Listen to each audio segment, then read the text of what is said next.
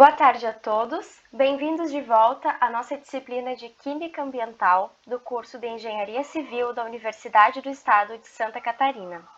A aula de hoje consiste na nossa aula 4 da disciplina, onde trataremos do assunto hidrocarbonetos. Nesta aula abordaremos as principais nomenclaturas dos hidrocarbonetos, suas principais aplicações e fontes naturais, abordaremos algumas reações envolvendo esses compostos e também suas propriedades físico-químicas. Hidrocarbonetos, como o próprio nome já sugere, são compostos orgânicos contendo somente carbono e hidrogênio. A origem natural mais comum dos hidrocarbonetos é o petróleo, assim como as reservas de gás natural. Através do processo de craqueamento catalítico do petróleo, que abordaremos nos próximos slides, as frações de hidrocarbonetos conseguem ser separadas e assim consistir em produtos já comerciais utilizados cotidianamente pelos seres humanos. Um dos produtos mais utilizados, onde mais se utilizam hidrocarbonetos, são os gases de cozinha. Os gases de cozinha possuem uma fração de carbono de 3 a 4 carbonos, então consistindo principalmente em propano e butano. Ainda a gasolina é uma forma de hidrocarboneto líquido, onde temos uma fração de 6 a 10 carbonos. Então, geralmente de hexano até o decano. Por fim, o óleo diesel consiste numa parcela mais pesada desse craqueamento catalítico do petróleo, consistindo então em cadeias carbônicas de 12 a 22 carbonos. Parcelas mais pesadas, oriundas do craqueamento catalítico do petróleo, dão origem à nafta e o piche. Esses dois compostos são muito utilizados então na construção civil e na fabricação de estradas e rodovias. Os hidrocarbonetos, por sua vez, eles podem ser classificados em hidrocarbonetos alifáticos, que consistem nos alcanos, alcenos e alcinos, e também nos hidrocarbonetos aromáticos, que consistem em compostos contendo benzeno. Os hidrocarbonetos alifáticos possuem uma nomenclatura diferente, representada pelo meio pela raiz da palavra, onde an corresponde a apenas ligações simples, en corresponde a pelo menos uma ligação dupla e in dos alcinos corresponde a pelo menos uma ligação tripla. Esses três tipos de hidrocarbonetos alifáticos se diferenciam pela saturação da cadeia.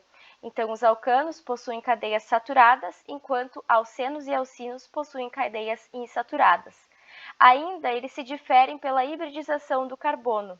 No momento em que nos alcanos temos apenas ligações simples envolvendo o carbono, temos uma hibridização sp3. Portanto, todas as moléculas dos alcanos, elas assumem geometria tetraédrica. Por outro lado, os alcenos, como possuem pelo menos uma ligação dupla, possuem nos carbonos que envolvem essa ligação dupla uma hibridização sp2. Essa hibridização sp2 vai dar origem a uma geometria trigonal plana. Nos alcinos, por fim, nós temos ao menos uma ligação tripla e nos carbonos envolvendo essa ligação tripla temos uma hibridização sp. Nesse caso, temos uma geometria planar.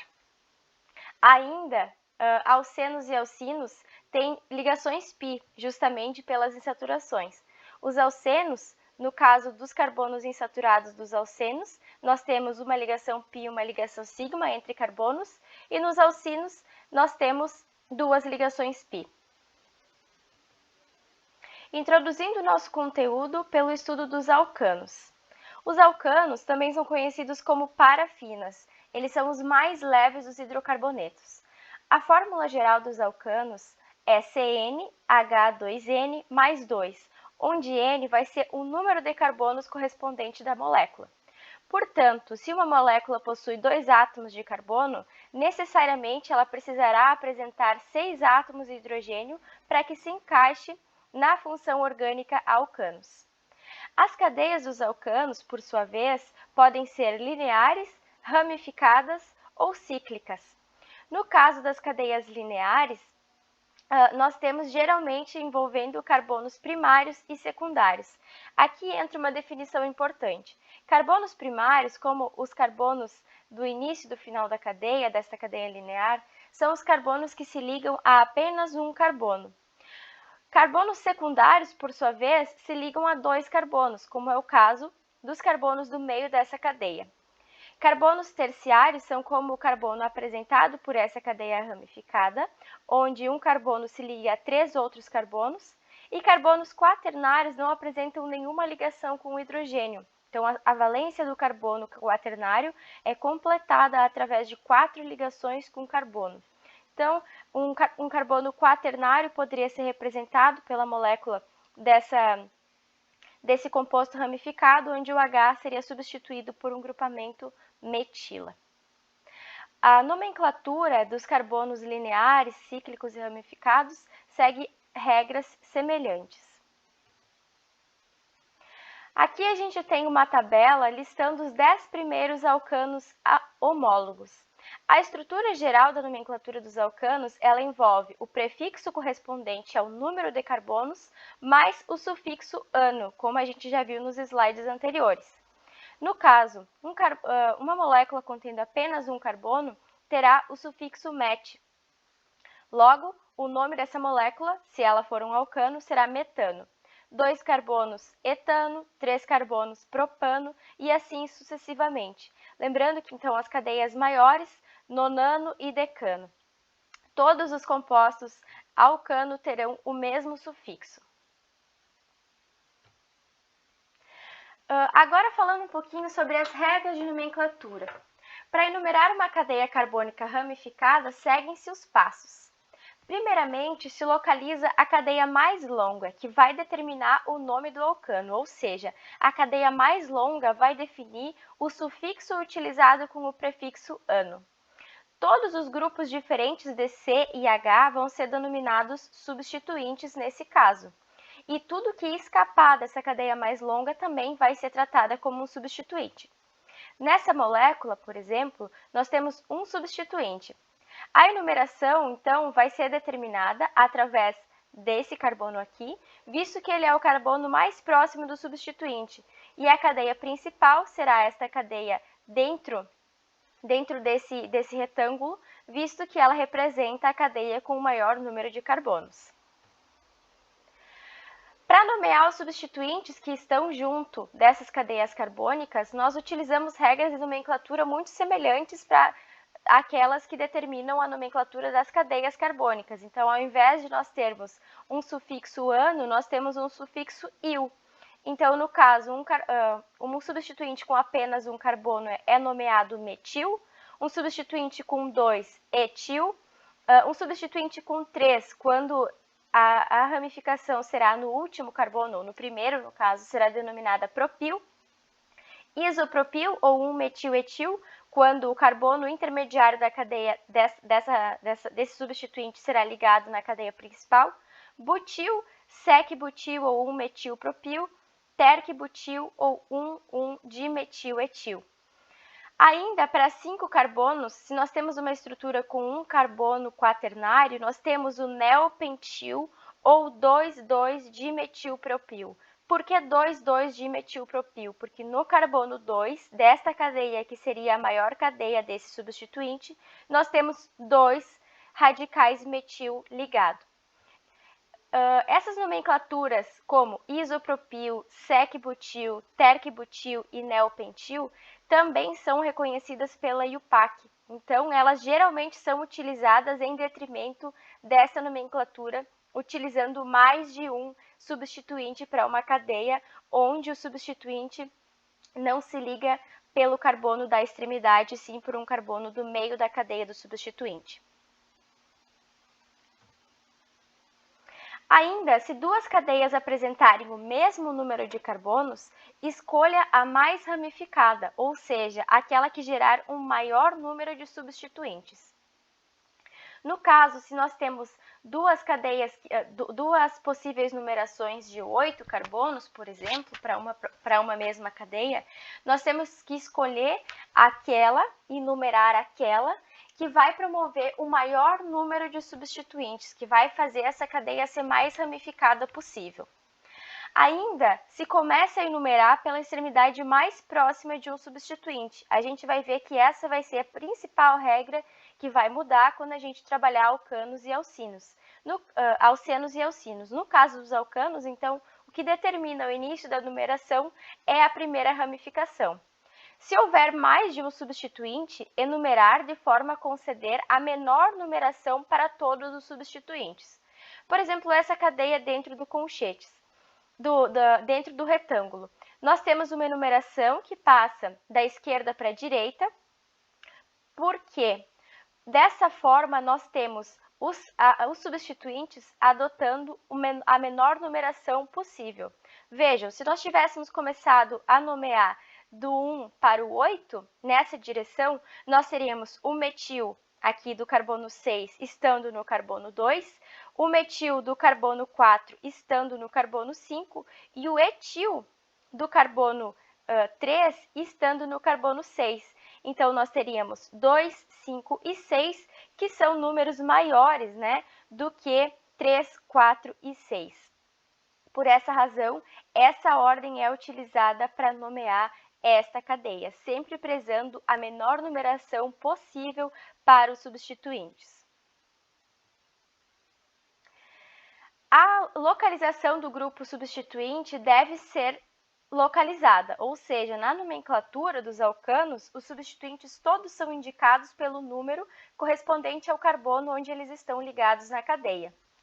Então, se nomeia iniciando pelo número do carbono onde está o substituinte, seguido por hífen, e o nome do substituinte seguido pelo nome do alcano.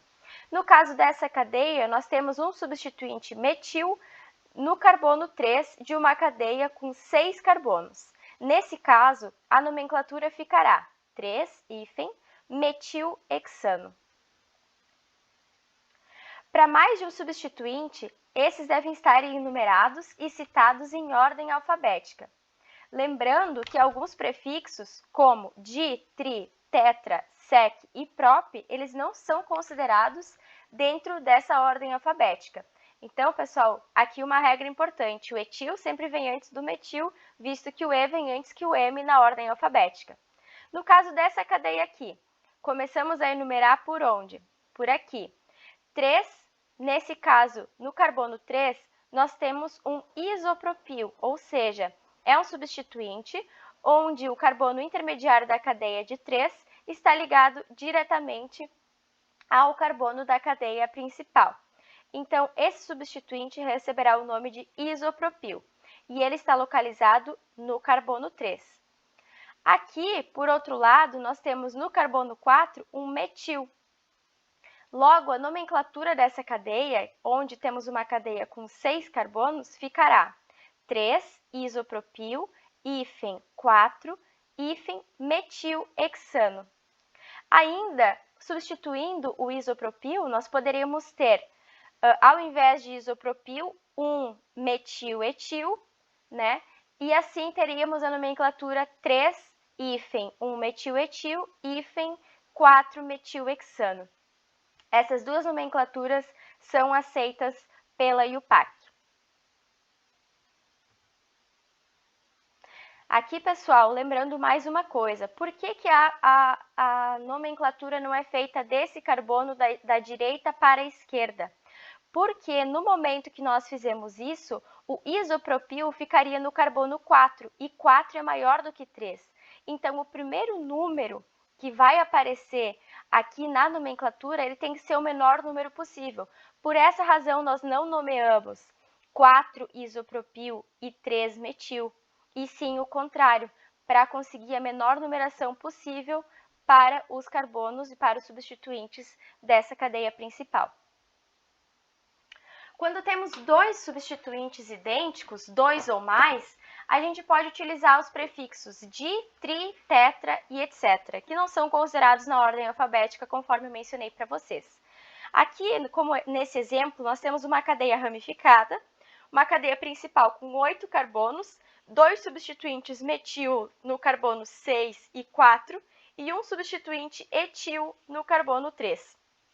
Dessa forma, a nomenclatura dessa molécula será 3-etil, visto que o E vem antes do M, e o di não é contado, né? 4, 6 dimetiloctano. Então, aqui usamos um prefixo di para mostrar que temos 2 metil, um no carbono 6 e um no carbono 4. Octano, então, que é o nome da cadeia principal desse alcano. Aqui, no caso, nós temos uma outra representação para uma cadeia de um alcano, e essa representação é uma representação em bastão. Lembrando, né, pessoal, a cada extremidade nós temos aqui um CH3. Nesse caso, qual será o nome dessa cadeia? Aqui no carbono 1, vamos primeiro denominar e determinar qual que é o número de carbonos da cadeia principal. Então, temos 1, 2, 3, 4, 5, 6, 7, 8. Mas vejam, aqui essa ramificação, esses dois substituintes, que são 2 metils, estão no carbono 3, enquanto aqui, se nós começássemos a enumerar por essa extremidade, nós teríamos 1 metil no carbono 2. Portanto, né, para promover uma menor numeração para os substituintes, nós precisamos começar a enumerar pela extremidade mais próxima do primeiro substituinte, né, conforme as nossas regras de nomenclatura nos sugerem. Logo, então, a numeração será feita da direita para a esquerda, e o primeiro substituinte metil estará no carbono 2. 2, 3, 4, 5, 6. Os outros 2 metils estarão no carbono 6. Logo, essa molécula se chamará 2-metil, relacionando esse substituinte metil do carbono 2, 6, porque temos aqui um carbono quaternário, né, ligado na cadeia principal com mais 2 substituintes metil, dimetiloctano, novamente mostrando então que temos um duplo metil nesse carbono. Agora, tratando um pouco sobre os alcanos cíclicos, a nomenclatura dos alcanos cíclicos. Nós sabemos que os ciclos eles seguem as mesmas regras que os alcanos que não são cíclicos.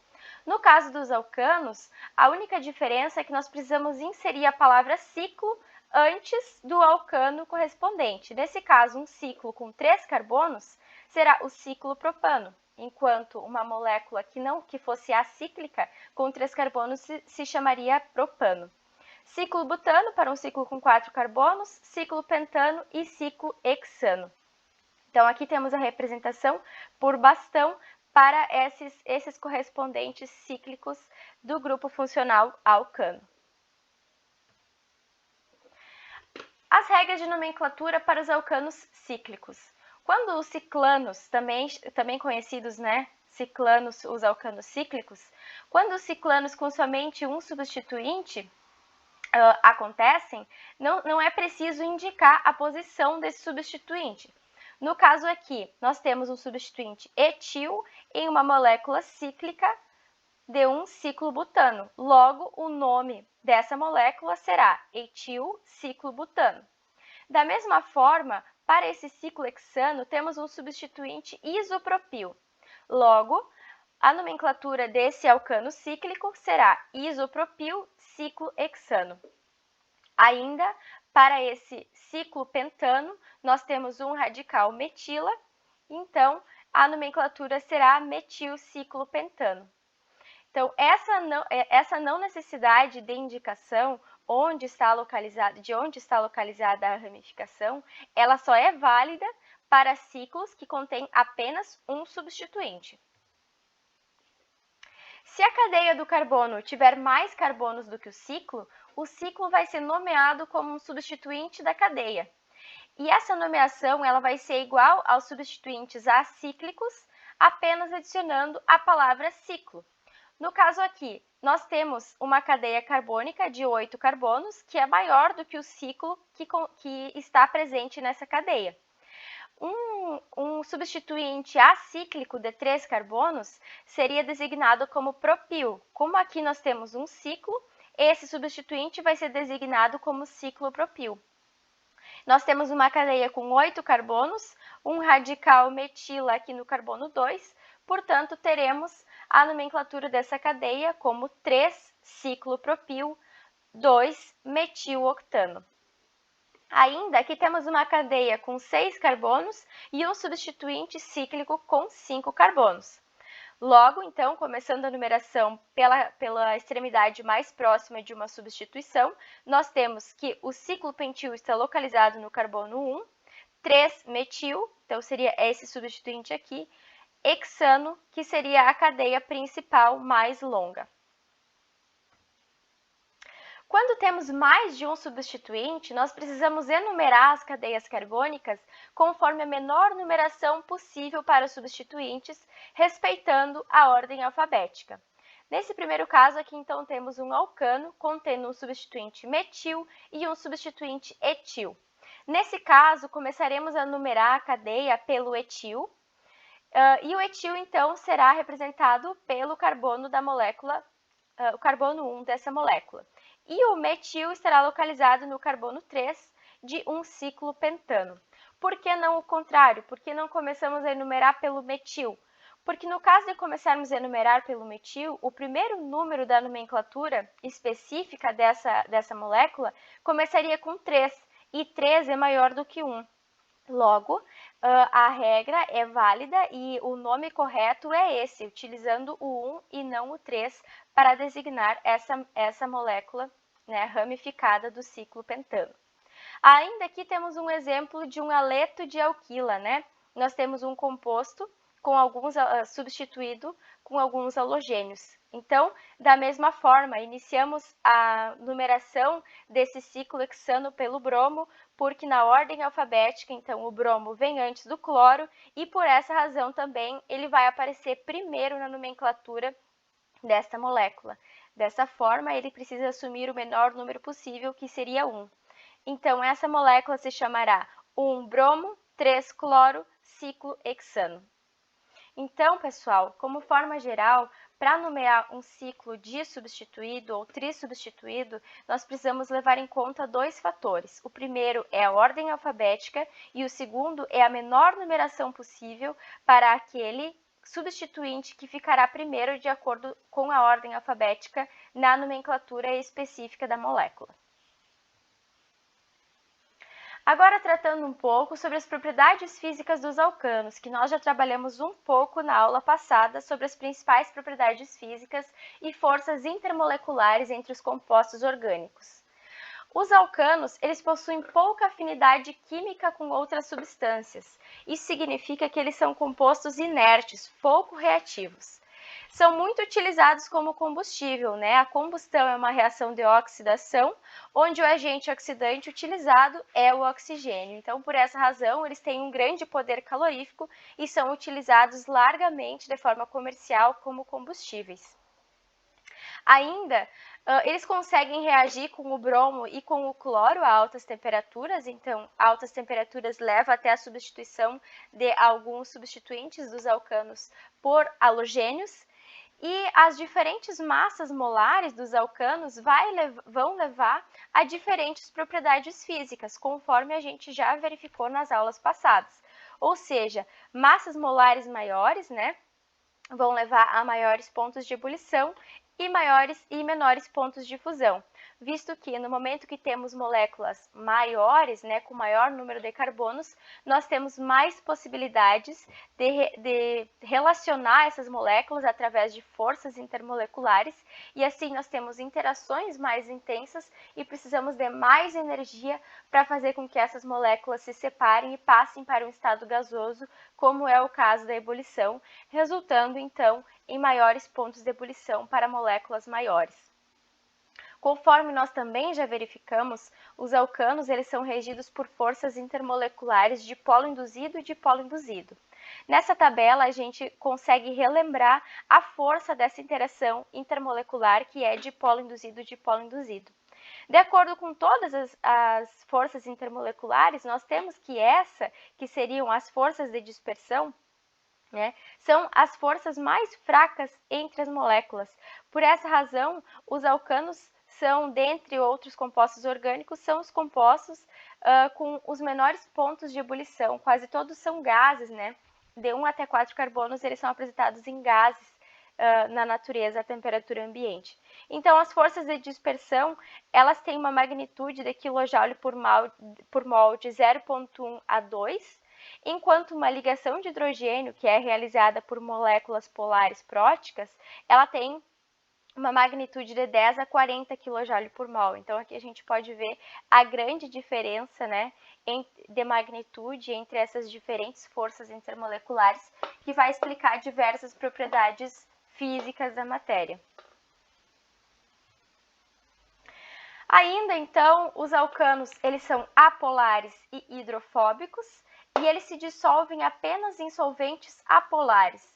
O que significa eles serem hidrofóbicos? Hidrofóbicos significa que eles têm fobia à água, ou seja, eles não são solúveis na água. Uma cadeia de alcanos, ou uma cadeia de hidrocarbonetos no geral, ela é sempre dita hidrofóbica.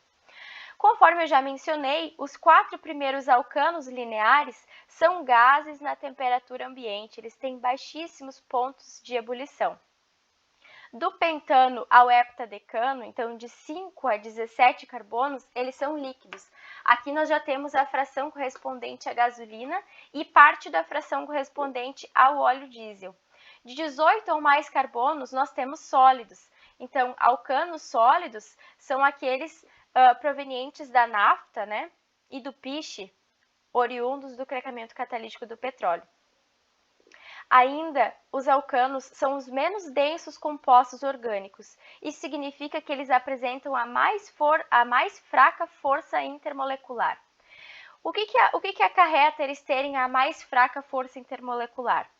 Como a atração entre as moléculas de alcano e alcano são de uma magnitude menor do que qualquer outra interação intermolecular, isso leva a que essas moléculas sejam menos compactadas, ou seja, fiquem menos perto uma das outras, fazendo então com que sua densidade seja significativamente menor quando comparada à densidade de moléculas que têm diferentes forças intermoleculares.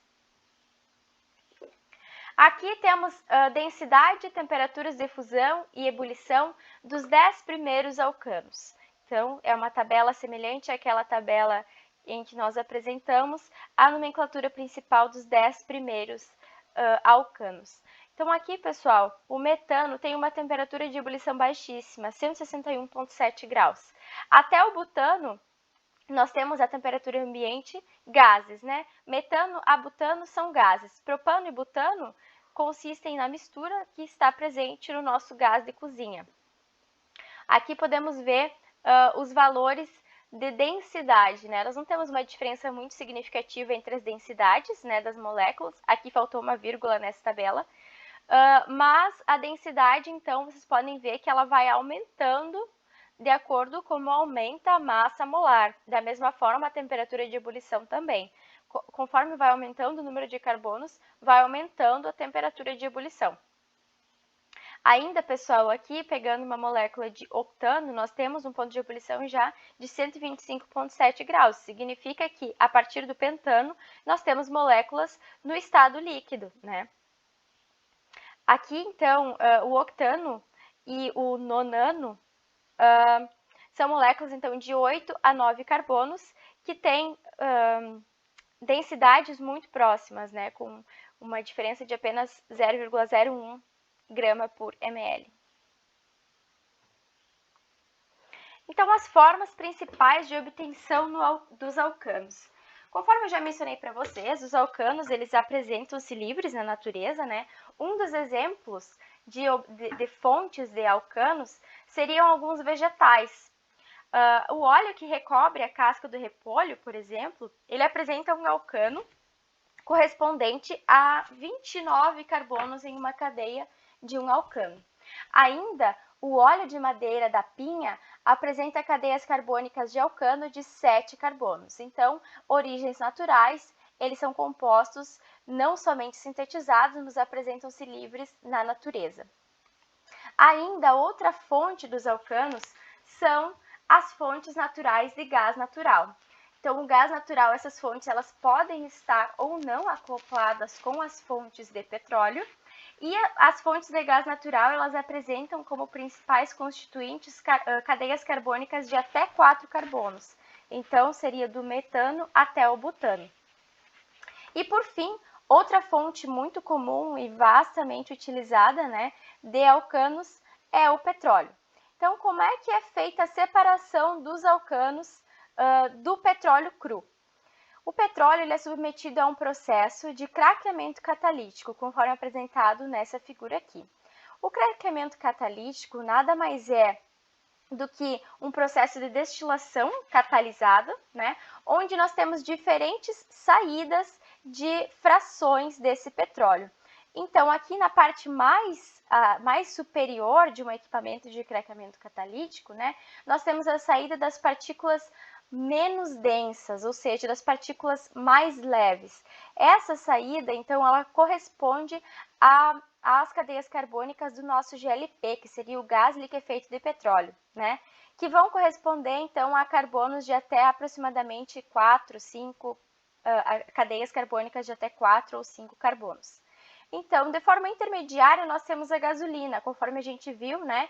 A partir de 6 carbonos. Então, aqui nós temos já uma densidade maior, uma massa molar maior e ainda, né, um ponto de ebulição maior. Lembrando que um processo de destilação é um processo que envolve transferência de massa e de calor, né, que é baseada nos diferentes pontos de ebulição da matéria envolvida para essa separação. Então, o GLP tem os menores pontos de ebulição, vai sair primeiro, né? No momento que essa coluna é aquecida, nós temos uma primeira saída do GLP, que vai entrar em ebulição mais rápido, seguido pela gasolina.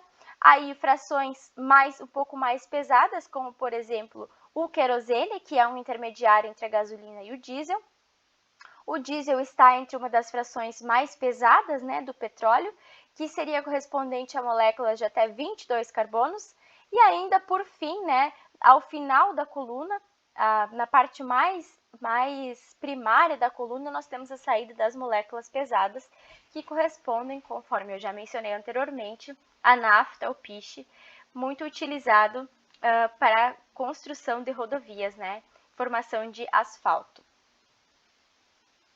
Ainda, pessoal, os alcanos, eles servem como intermediários, né, não só para utilização como gases, mas também como intermediários para fazer síntese de outros compostos orgânicos, né, envolvendo também outros processos de polimerização, entre outros. Agora, as formas de obtenção através de síntese dos alcanos, né? Uma das principais formas de obtenção de um alcano é a reação de hidrogenação de alcenos e alcinos. Nesse caso, nós temos uma reação química, que é uma reação de redução, onde nós temos a entrada de um hidrogênio ou a saída de um grupo mais eletronegativo. Nesse caso, então, nós temos uma quebra da ligação dupla ou tripla, como é o caso dos alcenos e os alcinos, para a entrada, então, de hidrogênios. No caso dos alcenos, eles precisam de apenas uma molécula de hidrogênio para reagir. Então, esse carbono que primeiramente estaria ligado com uma ligação dupla com o outro, ele vai ter, então, uma substituição de hidrogênio e esse também vai ter uma substituição de hidrogênio, formando um alcano. Nesse caso, nós temos um eteno reagindo para formar um etano.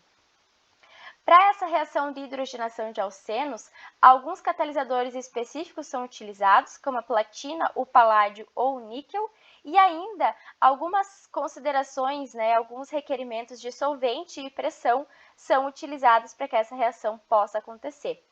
No caso dos alcinos, como nós precisamos eliminar duas ligações π, nós precisamos de duas moléculas de hidrogênio para reagir com o alcino. Nesse caso, essas ligações π são substituídas por ligações simples com hidrogênio. Então, 4 átomos de hidrogênio entram numa molécula de um alcino para formar um alcano. Nesse caso, nós temos o etino formando o etano. O catalisador utilizado para essa reação de hidrogenação, para o caso dos alcinos, é apenas a platina, também com condições específicas de solvente e de pressão. Outra forma de obtenção dos alcanos é a reação de redução de haletos de alquila, que assim como a reação de hidrogenação, é uma reação de redução.